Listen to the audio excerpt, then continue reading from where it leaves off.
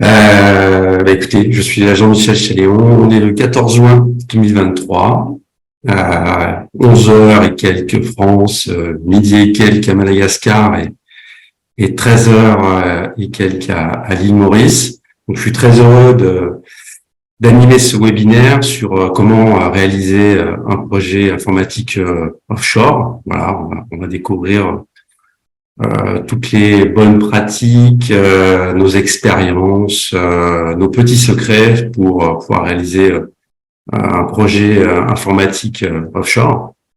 Donc, je serai accompagné par Monsieur Patrick Morin.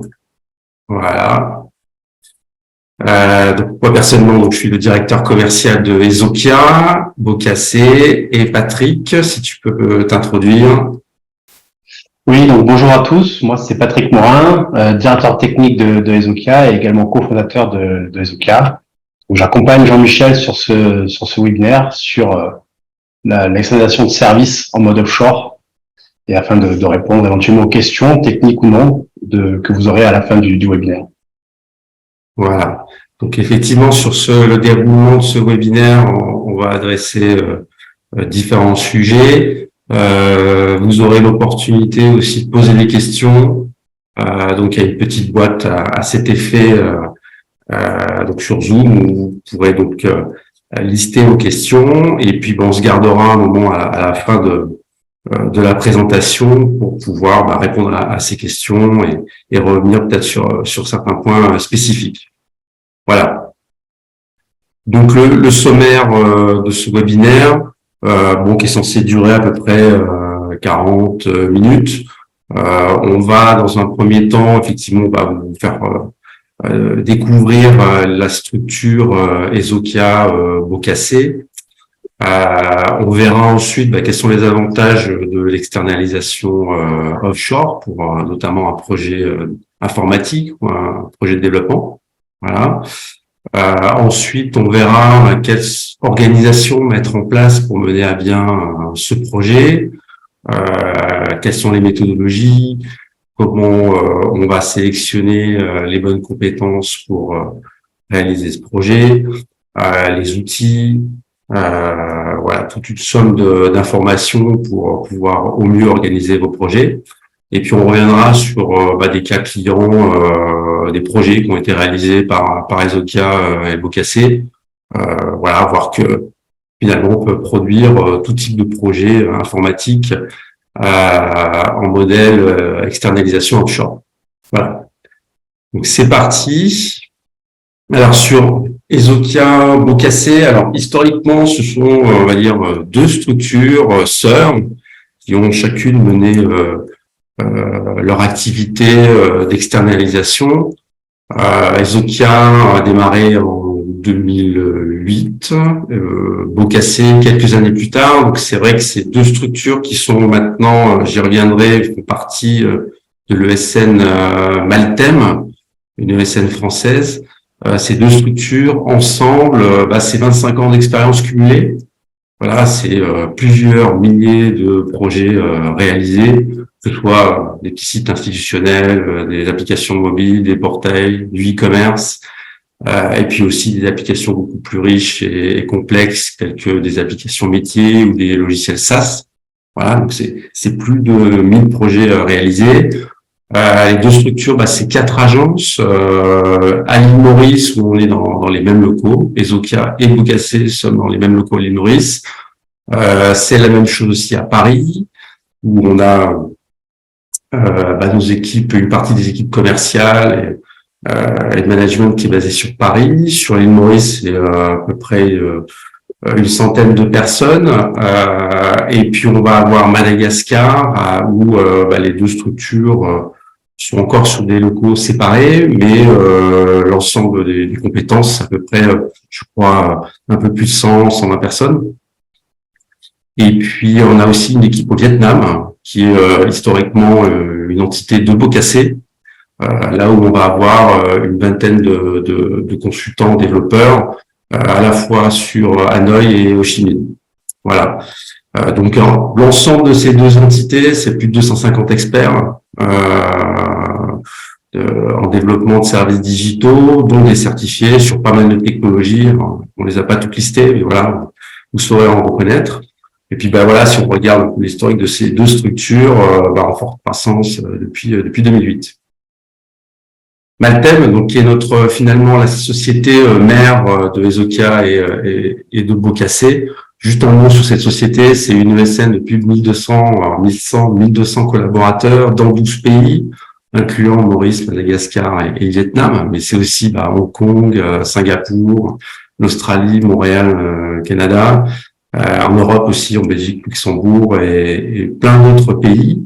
Et c'est une ESN qui est spécialisée dans à la fois les activités de conseil, de data, sur tout ce qui va être le développement, avec la Digital Factory dont on fait partie, sur tout ce qui va être le design d'expérience, et aussi un pôle cybersécurité.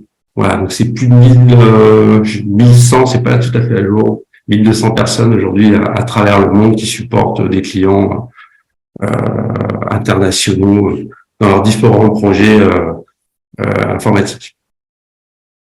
Alors, si on regarde Ezokia Boccassé, nos périmètres d'intervention, donc on intervient sur tout le process de réalisation de services digitaux ou d'outils digitaux. Ça passe déjà par tout ce qui va être, on va dire, par cette partie stratégique, UX, UI, donc ça va effectivement inclure des tâches de conception, de définition des personnalités pour utilisateurs, du UX design, UI aussi, et puis après sur tout ce qui va être les activités web, l'exécution graphique, landing page, le fait de respecter les Google Best Practices, et puis aussi des compétences sur tout ce qui va être neuromarketing, pour essayer de vraiment définir avec nos clients les meilleures expériences pour nos clients en fonction de leurs objectifs. Entre un outil SaaS ou logiciel et un site e-commerce, on va pouvoir les conseiller sur la meilleure approche et sur tout ce qui va être la conception de ces services. Ensuite, il y a vraiment les métiers historiques de Boccassé et Ezokia, ça va être le développement pur web et logiciel et ainsi que mobile.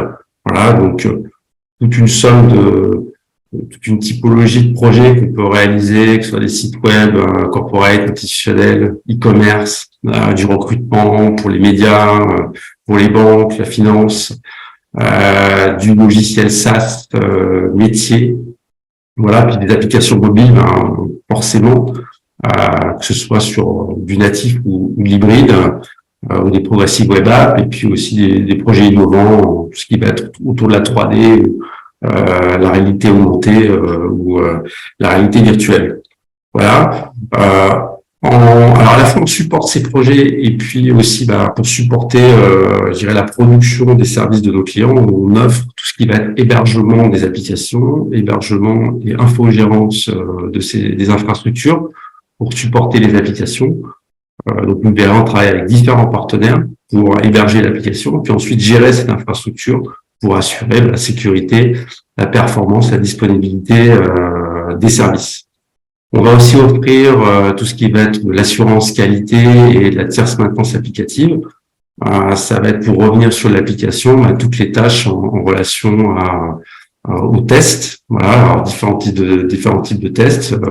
Ça peut être du test manuel, du test automatisé, jusqu'à des tests de performance, de sécurité ou de charge.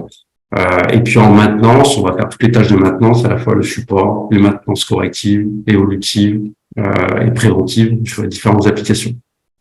Et puis le dernier pôle de notre structure, ça va être au même titre que les autres services, c'est du service offshoreisé de marketing digital. Donc une fois que votre projet, pourquoi pas web ou e-commerce est lancé, on peut vous accompagner aussi en vous mettant à vos dispositions les bonnes compétences, des personnes qui vont vous conseiller ou mettre en place la partie SEO, gérer vos réseaux sociaux, créer des contenus, textes, images, vidéos, mettre en place des campagnes, des ads, que ce soit du Google, Facebook ou autres réseaux.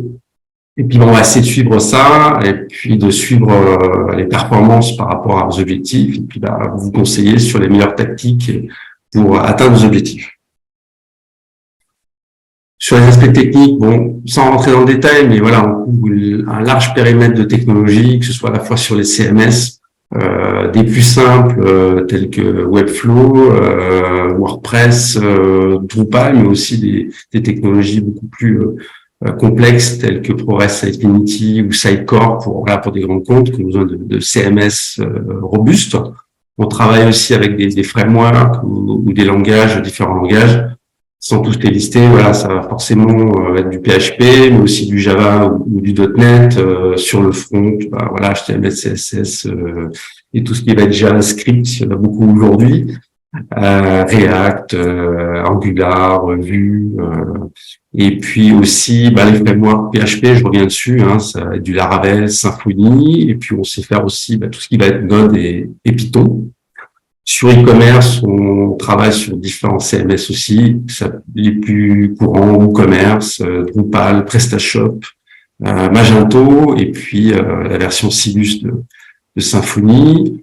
Le mobile, à la fois du natif, mais aussi de l'hybride avec React Native et Flutter. Et puis j'ai parlé de l'hébergement aussi tout à l'heure, donc l'hébergement web pour héberger aux infrastructures web, donc à la fois des choses très simples sur cloud, mais aussi des infrastructures un peu plus complexes sur du Google Cloud, du Amazon, du Azure et même du Orange Cloud. Une compétence qu'on a effectivement développée en interne chez Ezokia et Bocassé, qui est aujourd'hui clé dans tous les projets, c'est la capacité à maîtriser l'intégration d'API. Voilà, aujourd'hui, plus aucun site web, plus aucun site e-commerce, plus aucune application métier ou service SaaS n'est pas intégré avec des services tiers. Ça peut être un ERP, un CRM. Quand c'est du e-commerce, ce sera peut-être du paiement, de la livraison, du booking. Voilà, donc il y a forcément des API intégrés. On a toute une méthodologie pour pouvoir aujourd'hui intégrer facilement ces technologies. Voilà pour la présentation de notre structure, nos structures, Ezokia Bocassé, du groupe Maltem. Donc on va se concentrer sur l'objet de ce webinaire qui est pourquoi externaliser et comment externaliser ces projets digitaux en mode offshore. Donc déjà quelques données, voilà, l'externalisation a été mise en place déjà depuis des décennies. Aujourd'hui, tel que vous pouvez le voir sur ce slide, déjà plus de 76% des fonctions IT sont externalisées. Voilà, donc c'est pas quelque chose de nouveau pour les sociétés, puisqu'elles externalisent, ne serait-ce que pour la partie IT, déjà bon nombre de fonctions. Ok, comme vous pouvez le voir, ça va être la cybersécurité, le développement des apps, donc des logiciels, ça va être l'infrastructure, donc l'hébergement par exemple, ça va être des projets aussi d'innovation sur tout ce qui va être les nouvelles technologies, les projets de data, les projets de maintenance, et puis bien sûr tout ce qui va être le support et la desk des infrastructures des entreprises. Donc il n'y a pas aujourd'hui une entreprise qui n'externalise pas l'une de ses missions. Ça, c'est la première chose, et ça se fait depuis déjà des décennies. Et si on regarde aussi, finalement, les raisons qui poussent les sociétés à externaliser, et notamment dans le modèle offshore. Alors, historiquement, le offshore, il y a quelques dizaines d'années, on y allait surtout pour essayer d'avoir des coûts moindres en termes de développement, voilà, diminuer les coûts de réalisation des projets. Aujourd'hui, en 2022, c'est parce qu'il est difficile de trouver des talents, notamment les pays européens, voire même en Amérique du Nord, que les sociétés font appel à de l'externalisation pour aller chercher ces nouveaux talents. C'est de la top priorité pour les structures aujourd'hui d'aller trouver ces bons talents et s'appuyer sur des partenaires pour pouvoir réaliser leurs projets. Alors justement, quels sont les avantages de cette externalisation? On a vu le premier point, le point le plus important, qui est le vivier de compétences à l'échelle mondiale, avec aujourd'hui le fait de pouvoir travailler à la fois en mode bureau ou à distance. On peut finalement trouver des compétences à l'autre bout de la planète pour aider à finaliser un projet de développement. Donc, finalement, l'externalisation permet d'accéder vraiment facilement à ce levier de compétences, et ceci à l'échelle mondiale. C'est des projets, on l'a vu, qui vont aussi permettre de gagner du temps. Vous avez besoin d'accélérer. On va pouvoir, grâce à l'externalisation, pouvoir déléguer rapidement des bonnes compétences sur votre projet.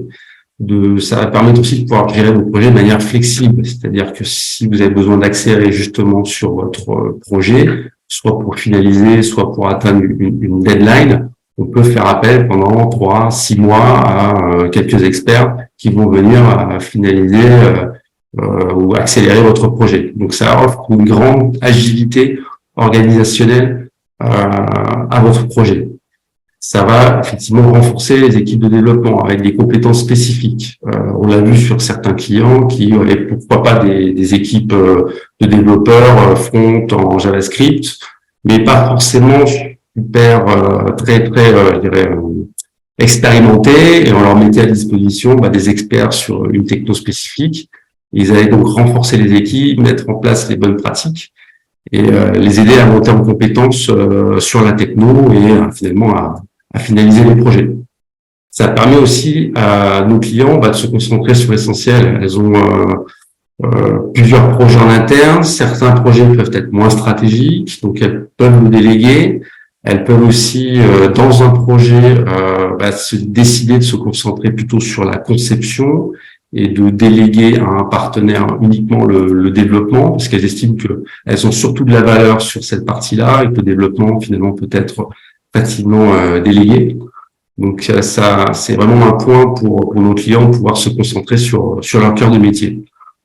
Amélioration de la qualité, on en a parlé, avoir les bonnes compétences, ça peut accélérer les projets, ça peut aussi améliorer la qualité, diminuer la dette technique, diminuer les problèmes de maintenance, améliorer la satisfaction des clients. Voilà. Puis c'est aussi, à la fois, encore une fois, avec ces compétences expertes, pouvoir travailler sur des projets d'innovation à la fois pour des apps, mais aussi sur des méthodologies, sur des nouvelles technologies, avoir de nouvelles idées. Et puis, on pense souvent offshore, réduction des coûts. Forcément, c'est aussi un avantage essentiel dans l'externalisation offshore. Voilà, si vous travaillez dans certains pays où forcément les coûts des ressources sont moindres, vous allez pouvoir aussi diminuer les coûts de vos projets. Quelques défis aussi, forcément. Il y a des avantages, mais aussi des défis. Un projet d'externalisation offshore, ça se prépare comme n'importe quel projet, mais avec ses spécificités. Voilà, vos interlocuteurs seront à distance, donc il est comme tout projet, il est bon de aussi construire la relation, construire la confiance, de mettre en place, je dirais, le bon rythme de projet, la bonne gouvernance pour s'assurer que les objectifs sont bien alignés et que on va ensemble construire une relation et finalement votre projet et atteindre vos objectifs. Voilà, ça va être important. Ne pas seulement s'arrêter sur le prix, voilà, ainsi que les délais. Ce n'est pas le principal indicateur. On l'a dit, c'est un avantage. Effectivement, l'offshore, on peut avoir des prix plus bas, mais le prix n'est pas le seul indicateur. Dans le sens où il y a d'autres facteurs qu'il faut prendre en compte dans votre projet et sur lesquels il faut faire attention. Il peut y avoir des coûts cachés, effectivement, ne serait-ce que dans votre organisation, mettre en place peut-être un suivi un petit peu différent, et il peut y avoir du décalage horaire, donc il faut faut aussi s'organiser pour pouvoir facilement le gérer. Donc c'est vraiment adapter son organisation en interne pour travailler sur des projets offshore. Voilà, des équipes qui ont uniquement l'habitude de travailler entre elles, ou travailler avec des prestataires qui sont pas très loin. Là, on doit devoir quand même s'adapter et adhérer à un projet, de travailler avec une société qui est peut-être à des milliers de kilomètres. Voilà. Forcément, avoir un contrat, bien s'entendre sur les objectifs, le cadre, le périmètre du projet et du contrat. Bien prendre conscience aussi, voilà, il peut y avoir des différences culturelles et linguistiques. Alors, linguistique, c'est vrai que si vous travaillez dans des pays ou offshore où c'est uniquement l'anglais, il faut que nos équipes soient aussi maîtrisent bien cette langue-là. Culturelle aussi, puisqu'on n'a pas forcément toujours, on n'apprend pas les problèmes forcément de la même façon. Déjà dans une entreprise, mais c'est aussi vrai entre pays et entre cultures. Donc il faut apprendre à se connaître et à travailler ensemble. Et puis c'est un point important aujourd'hui, voilà, aussi s'assurer, ça reste un défi, je pense, hein, mais, dans toutes les structures et organisations, mais forcément aussi dans le modèle offshore, c'est tout ce qui va être la gestion des données et de la sécurité.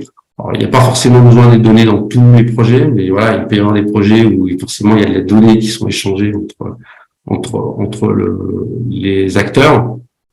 Il faut pouvoir s'assurer que le partenaire et bien qu'on respecte bien les règles, notamment liées au RGPD, et a mis en place des process pour pouvoir garantir la sécurité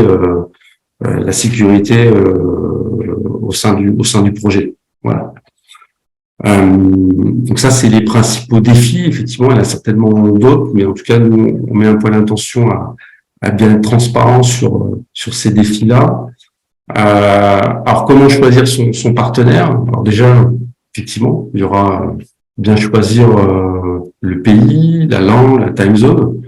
On a parlé, alors, les OCA, Bougassé, on a à la fois des équipes qui sont dans l'océan Indien par rapport au marché européen. Voilà, le time zone n'est pas vraiment un challenge. Il y a 1 heure, 2 heures, maximum 3 heures de décalage. Donc, ça n'a pas un gros impact dans l'organisation des projets. Inversement, la time zone avec le Vietnam peut être aussi un avantage sur certains projets. On a des clients qui préconisent plutôt de faire des projets au Vietnam parce qu'effectivement, la time zone leur permet de travailler de manière, on va dire, asynchrone et ça convient à l'organisation de projet. Voilà. Donc, dans votre choix de partenaire, le choix du pays, de la langue et de la time zone va être clé. Ça peut être un facteur positif dans le cas par exemple, du Vietnam, travail asynchrone, ou alors ça peut être négatif si vous avez vraiment besoin d'être constamment en contact avec l'équipe qui produit offshore. Voilà.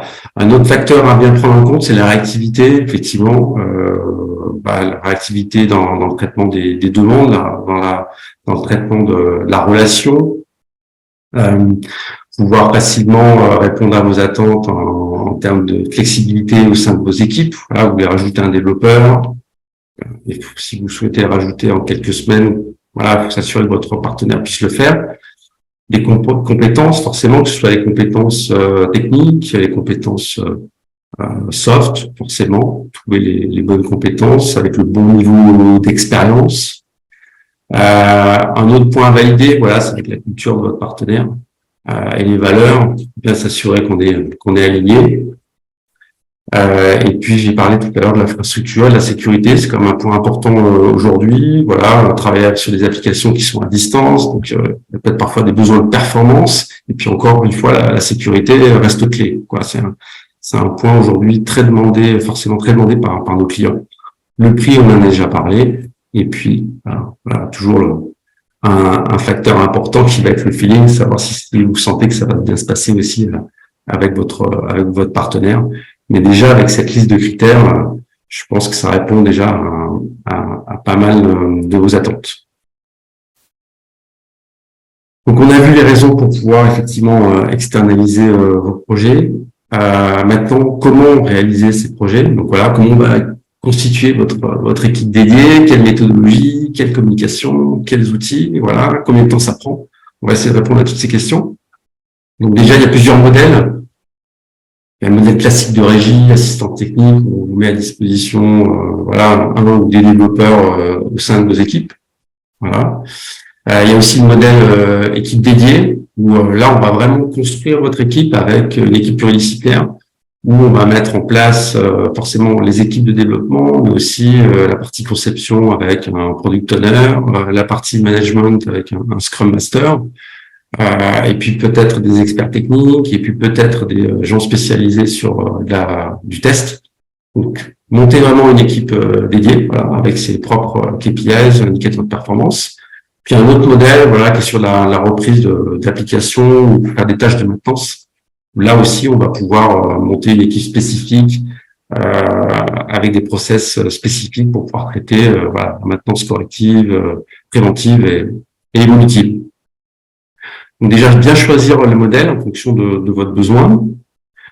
Donc la méthodologie, voilà, ça se fait en quelques étapes. La première chose, c'est bon, on va échanger sur votre besoin et vos objectifs. C'est là où on va pouvoir à la fois définir quel est le meilleur pays peut-être où réaliser votre projet, quelle est la meilleure organisation à mettre en place. Est-ce qu'il faut un développeur, plusieurs développeurs, est-ce qu'il faut des leads, est-ce qu'il faut de la conception, est-ce qu'il faut un Scrum par exemple. Voilà, on va échanger avec vous sur la meilleure organisation à mettre en place. La meilleure méthodologie aussi, on va le voir, il y a plusieurs méthodologies de production. Donc, c'est tous ces aspects sur lesquels on va échanger dans un premier temps. Ensuite, une fois qu'on s'est mis d'accord, on va sur le modèle, sur l'organisation et finalement le coût aussi. On va pouvoir commencer à construire cette équipe. Donc, c'est vous présenter différents profils, faire des entretiens, faire des tests techniques aussi, s'assurer qu'ils répondent bien à vos attentes, que ce soit sur les hard skills, mais aussi sur les soft skills, la communication, maîtriser le français ou l'anglais, pouvoir bien communiquer, bref, tous ces aspects pour pouvoir sélectionner les meilleurs talents. Et puis après, il y a toute une mise en place du service, que ce soit régie ou équipe dédiée. Voilà, il y a tout un process à mettre en place pour pouvoir monter rapidement, mais sûrement sur le projet. Et enfin, au point 4, ça va être le suivi. Le suivi du projet, le suivi de votre satisfaction, s'assurer que d'un point de vue qualité, tout est en place, qualité du code, qualité des livraisons, et pourquoi pas faire un peu proposer des solutions pour améliorer toute cette satisfaction, toute delivery. Un point aussi sur la manière dont nos équipes sont managées, le choix des talents est clé. C'est évident, on peut mettre en place des process. S'il n'y a pas un alignement clair entre votre besoin et le talent, voilà, vous allez perdre du temps et nous aussi on va perdre du temps. Donc on se fait fort de vraiment sélectionner les bons talents et puis les fidéliser. Voilà, donc essayer de tenir avec un minimum d'impact sur le turnover. Le turnover existe, c'est évident, mais on essaie vraiment de le contrôler et de le maîtriser. Donc ça passe par voilà déjà des engagements, des compensations suffisantes, un environnement de travail qui est vraiment optimal. Voilà, dans des bureaux modernes, on vient de déménager sur Maurice dans des magnifiques bureaux, faire que ce soit agréable. Facile aussi dans l'organisation. On essaie d'animer aussi forcément toutes les équipes avec voilà à la fois sur participer à des tournois sportifs, des petits déj, un gala, des activités aussi, des activités sociales ou qui ont un impact social voire environnemental. Donc faire des activités qui donnent du sens aussi pour nos collaborateurs. Et puis voilà, donc je vais parler de tout ce process de recrutement, de coaching, formation et puis aussi certification. C'est vrai que nos collaborateurs soient accompagnés dans leur carrière et qu'on puisse les aider à se développer. Donc ensuite, processus et méthodologie pour pouvoir démarrer sereinement ces projets. Donc, on a vu toute cette phase où on va identifier vos besoins, vos objectifs, donc proposer les meilleures équipes. Maintenant, il faut démarrer la prestation. Donc, généralement, on essaie de se donner une date de lancement de mission avec déjà les 30 premiers jours un petit peu rétroactifs. Alors, là, c'est une présentation assez standard. Forcément, en fonction des clients, on va adapter le planning. Mais voilà, on va dire qu'avant le démarrage de la mission, on a à peu près 30 jours, on va faire ces kick-offs, les fiches de poste, les entretiens, sélectionner les bonnes personnes. Ensuite, on va vraiment pouvoir démarrer. Les premières semaines seront dédiées à la prise en main de l'environnement technique, développement des premières fonctionnalités. Alors ça, c'est vraiment pour des projets classiques où on met à disposition des ressources dans vos équipes. Après, si on est amené à faire le projet, je dirais, de bout en bout en équipe dédiée, voilà, on aura peut-être une phase où on va démarrer par la conception, du design, et ensuite, au bout de peut-être un mois et demi, là, on pourra, sur les gros projets, là, on va rajouter les équipes techniques pour commencer à démarrer. Donc là, c'est vraiment très, très une organisation, un planning standard. Et l'idée dans ce slide, c'est de vous dire qu'il y a des étapes. Voilà, cadrage environnement, lancement de la mission, et au bout d'un mois, déjà, on fait un premier bilan. On essaie de regarder comment se sont déroulés les premiers sprints, comment se passe la communication, détecter les améliorations. Et ensuite, on refait un bilan de nouveau au bout de 60 jours, au bout de 2 mois, avec le même objectif, essayer de voir comment ça se passe. Est-ce que les développements sont faits, la qualité est là, est-ce que la vélocité est là, est-ce que comment se passe l'intégration des nouveaux développeurs, est-ce que la communication est OK, est-ce que les documentations sont à niveau, est-ce que vous, du côté client, il y a besoin aussi d'améliorer certaines choses, voilà, faire des ateliers spécifiques, je sais pas, sur les outils, sur le projet, voilà. Donc il y a vraiment une communication qui est rythmée. Les premiers mois sont clés, les premières semaines sont vraiment clés. Donc on essaie de suivre ça, voilà, par défaut. On se fait un point au bout d'un mois, on se fait un nouveau point au bout du deuxième mois, pour s'assurer que tout est bien aligné. La méthodologie de développement qui va être utilisée, bon, il y en a plusieurs. Nous, par défaut, je pense sur la grande majorité des projets, on utilise les méthodologies agiles. Voilà. Bon, je vais pas vous décrire la méthodologie. L'idée, c'est de vous dire on maîtrise bien cette méthodologie. On maîtrise bien aussi les autres méthodologies, voilà, Scrum, Kanban, ou voire cycle en V, même si on en fait de moins en moins aujourd'hui. Aujourd'hui, nos clients nous demandent surtout, voilà, ce type de méthodologie pour réaliser ces projets. Méthodologie agile et Scrum. J'ai parlé de la qualité, c'est un des points clés demandés par nos clients, et on sait que c'est un point clé aussi pour le succès du projet. Ça va être avoir un code de qualité. Donc, c'est s'assurer que les développeurs, tout ça on définit entre nous, certains clients ont leur propre standard ou outils pour s'assurer de la qualité du code. Par défaut, on propose une méthodologie, voilà, pour pouvoir s'assurer, voilà, au travers de tests unitaires, de tests fonctionnels et autres, qu'il n'y a pas de régression, ou que la qualité est au rendez-vous à chaque livraison. Un point aussi d'attention en début de projet, alors je ne sais pas si vous connaissez l'acronyme RACI, mais bon, l'idée c'est de mettre en place une matrice de responsabilité, c'est bien s'assurer d'un point de vue client, d'un point de vue ESOCA-BOCAC, voire même d'autres prestataires ou partenaires. On peut travailler avec, pourquoi pas, des agents spécialisés en UX ou avec un partenaire tiers qui va offrir une plateforme tiers à intégrer. Voilà, c'est de faire une matrice de responsabilité avec qui fait quoi, que ce soit chez le client, que ce soit par profil, voilà, avoir une vision claire de ce qui va être la manière dont va être organisé le projet avec les rôles et responsabilités de chacun. Donc ça, on fait ça généralement, cette matrice, vous voyez, avec qui est responsable, qui est consulté, qui est informé, qui est accountable, comme on dit. Voilà, on le fait en début de projet. Généralement, dès le kick-off, on peut déjà travailler sur une matrice de responsabilité, savoir qui est responsable de quoi pendant le projet. C'est aussi un des facteurs clés de succès des projets. Les prérequis aussi, alors là, c'est une liste qui est pas exhaustive, qui est assez, qui correspond d'ailleurs plutôt à la reprise de code. Donc aujourd'hui, on a beaucoup de projets où les clients nous demandent de reprendre des applicatifs, des applications et voilà, continuer à les faire évoluer, à corriger certaines choses. Donc ça, c'est une demande assez classique. Mais voilà, il faut s'attendre du côté client à s'assurer de certaines choses, que les documentations sont à jour, les documentations fonctionnelles, les outils techniques, schéma architecture, quand il y a des API intégrés, que ce soit documenté, accès au GitLab, GitHub, accès au bug tracker, accès aux environnements. En début de projet, finalement, c'est un peu la liste de courses à activer pour pouvoir démarrer le projet.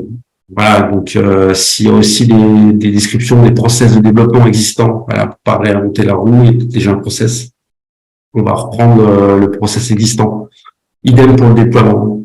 Faire une démo du produit aussi, que ce soit le front-end, le back-end, pour vraiment découvrir le fonctionnel du projet, les scénarios les plus courants. Voilà, c'est important par ces étapes. Informer s'il y a des normes à respecter, des bonnes best practices, des bonnes pratiques. Et puis, quand il y a la reprise de code aussi, on peut demander à ce que l'ancien partenaire, l'ancien fournisseur, prestataire plutôt, nous accompagne pendant les premiers mois de la phase opérationnelle. Voilà, pour si on est bloqué sur un ticket, il a peut-être la connaissance, c'est pas documenté, on doit pouvoir faire appel à lui. Donc tout ça, c'est des choses que en tant que client, vous devez vous assurer de mettre en place. Alors tous les projets ne sont pas à ce niveau de détail, mais pour préparer vos projets, on vous invite à fournir ces prérequis. C'est sur la communication, on a parlé du RACI, il y a des calls quotidiens en méthodologie agile, voilà, des stand-up, mettre en place les outils de communication aussi. Alors, par défaut, ça peut être Slack, Teams, Google Chat. Ça peut être les calls sur Google Meet, Teams, email, et puis les outils de ticketing tels que Jira ou Redmine. Donc, c'est tous ces canaux qu'on va activer en début de projet avec vous. Là, on a mis quelques exemples de techno par défaut, mais voilà, il faut en tout cas s'assurer que on va activer tous ces canaux de communication pour s'assurer que la communication est bien mise en place entre les différentes équipes. Voilà, c'est juste sur le reporting. On met en place un reporting aussi qui est interne et puis qui vous est mis aussi à disposition. On va relever les heures qui sont effectuées par nos collaborateurs sur vos projets, avec généralement les tickets qui ont été créés. Voilà, ça permet de suivre le temps passé sur vos projets, et mettre en place des tableaux de bord et suivre la qualité globale des projets. Alors, quelques cas clients, je vois qu'il est déjà 13h42 à Maurice. Voilà, je vais vous présenter quelques cas clients. Donc, effectivement, un éditeur français, le logiciel de gestion de parc automobile. Alors, on est typiquement dans un cas où on a dû reprendre le code d'une plateforme et puis le faire avancer, le faire évoluer, corriger, travailler avec le client sur cette maintenance évolutive. Donc, c'est en méthodologie, sur des technologies, vous voyez, plutôt PHP, Symfony, Zend, API de plateforme, avec une équipe qui a pas mal évolué, voilà, même depuis 2019, 4 personnes. On est monté à plus, on est redescendu. Voilà, c'est vraiment un client avec qui on travaille en confiance depuis de nombreuses années. Et Silor aussi, voilà, une grosse structure où là, on est venu avec une équipe dédiée. Donc, comme je parlais, il y a un product owner, il y a un lead, plus 3 développeurs Symfony. Donc, grande structure internationale. On a pu les accompagner sur un projet de développement, justement, de bout en bout, et puis maintenant d'une plateforme web to print pour leurs clients. Un autre client grand compte, on va dire, voilà, une ETI qui est spécialisée dans la fabrication de solutions et de services, de produits électriques, on va dire, en pleine digitalisation. Donc, voilà, on est plutôt en modèle régie sur différentes technos très très différentes. Il y a plusieurs équipes, une équipe e-commerce sur Magento et puis une équipe dédiée à leur site web, voilà, pour je sais plus combien de pays à travers le monde, en différentes langues, sur Sitecore. Donc c'est un client avec lequel on est monté jusqu'à effectivement 8 personnes en 2019, avec une équipe. Alors c'est plutôt modèle régie dans ce cas-là. Un autre client qui vient de Bocasset depuis 2018, voilà, News Zik, qui est un lecteur de partition numérique. Donc on s'éloigne des grands comptes type Essilor ou Hager. Là, on est vraiment sur de l'application mobile d'ailleurs et web pour pouvoir une start-up finalement, où on leur a mis à disposition une équipe complète. Eux se sont concentrés sur le marketing et la conception, et nous vraiment sur cette partie développement avec une partie mobile notamment. Et puis un dernier client, effectivement, Gerflor sur d'autres technos. Voilà, eux c'est du .NET. Gerflor qui fabrique et commercialise des produits de décoration, que ce soit des dalles plastiques ou revêtements muraux et autres. Voilà, donc un projet vraiment intéressant, puisque c'est un logiciel interne de gestion de recyclage des déchets de production. Voilà, ils ont beaucoup de machines, ils utilisent beaucoup de produits pour fabriquer leurs propres produits. Voilà, il y a des déchets, ils ont mis en place un logiciel pour pouvoir réattribuer les déchets dans le circuit de fabrication. Donc c'est vraiment un logiciel métier à façon qui a été conçu par Gerflor et développé par nos équipes. Voilà, sur les technologies .NET. Voilà. Je pense que j'ai présenté l'ensemble de la présentation. Alors, j'ai pas vu de questions aujourd'hui. Est-ce qu'il y a des questions que vous posez sur cette présentation ou sur comment mettre en place un projet de développement informatique offshore? Je vous en prie, allez-y, posez vos questions. On essaiera d'y répondre. Alors, on va commencer avec Christina. Je crois que vous avez une question. Peut-être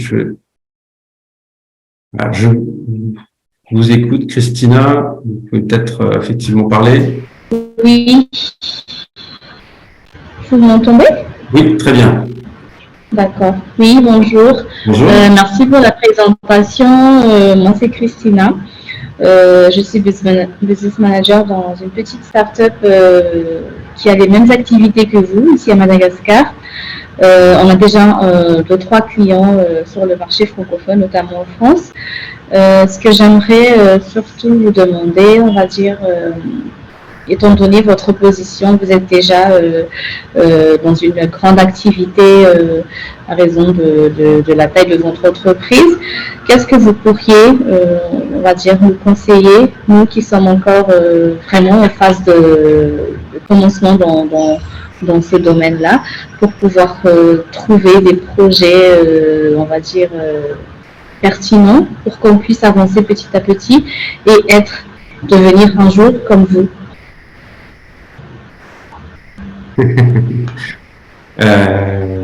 Patrick, tu veux répondre Ah oui, bien sûr, je peux répondre avec plaisir. Donc merci Christina pour la question. Donc moi, ce que je peux vous conseiller déjà en tant que jeune startup, c'est de trouver votre spécialité sur laquelle commencer. Quand on est une jeune entreprise, mieux vaut commencer avec un périmètre plus petit, donc une spécialité sur laquelle vos équipes sont vraiment des experts. Et à partir de là, vous allez commencer à construire votre renommée par différents moyens, les réseaux sociaux, etc. Et je vous suggère effectivement, si votre cible est le marché français ou européen, d'envisager du démarchage là-bas et d'essayer de construire un partenariat avec un client que vous considérez comme un client historique qui croit en votre potentiel et en votre projet et qui vous aidera en fournissant des projets pour vos équipes. Moi, c'est vraiment ça que je vous conseillerais. De ne pas commencer par un périmètre trop large, parce qu'en commençant par un périmètre trop large, vous allez vous épuiser sur différentes directions, et ensuite prendre votre niche, une fois qu'elle est bien établie, à d'autres activités. Merci beaucoup. De rien.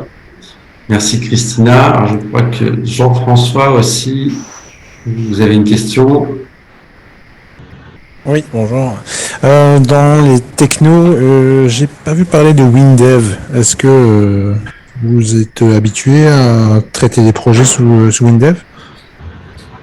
Oui, effectivement, il y a beaucoup de technos, j'ai pas forcément pu les mettre sur le slide, mais on a des compétences sur Windev. Tout à fait, on a déjà un client pour qui on fournit des compétences sur Windev et on a aussi des profils qu'on pourrait Et vous mettre. et une deuxième question, c'était par rapport aux API. Donc, il y avait un slide qui mentionnait pas mal d'API connus, mais est-ce que vous faites aussi du développement, j'imagine que oui, d'APIisation sur mesure par rapport à un projet spécifique ou à un besoin spécifique? Patrick, peut-être? Voilà, tout à fait, Jean-François. On peut développer des API sur mesure pour un projet. On peut aussi faire office de middleware s'il faut agréger plusieurs API pour en ressortir qu'une seule, une API unifiée pour le besoin du projet. On a mis dans différents projets, on a nous-mêmes créé une API centralisée qui va diffuser de l'information sur plusieurs plateformes du client. Alors, c'est plutôt réparti par canal de communication ou par métier. Donc, c'est tout à fait envisageable. Ok, parfait. Merci. De rien. Très bien. Eh bien, écoutez, alors, j'ai un petit formulaire à vous partager. Je serais heureux si vous pouviez aussi, finalement, chacun y répondre. Voilà, c'est un formulaire de satisfaction sur cette présentation. Si vous pouviez y répondre, on serait très satisfait. Sinon, je vous remercie pour votre participation. Je pense qu'on a les coordonnées de chacun et puis voilà, on serait heureux de garder le contact avec vous, puis discuter plus avant de vos projets et voir comment on peut vous aider, soit à accélérer des projets, soit à réaliser des projets, soit à combler voilà des trous en termes de compétences. Voilà, on serait heureux d'en discuter avec vous. Ok, parfait. Merci. Merci beaucoup, Jean-François, Christina. Voilà, je vois qu'il y a Bernard aussi. J'ai pas forcément les prénoms de tout le monde, mais merci à vous pour votre participation. Merci Michel aussi. Merci à tout le monde pour la participation. Merci à tous. Au revoir. Bonne fin de journée. Au revoir. Ezokia, Innovative Digital Agency.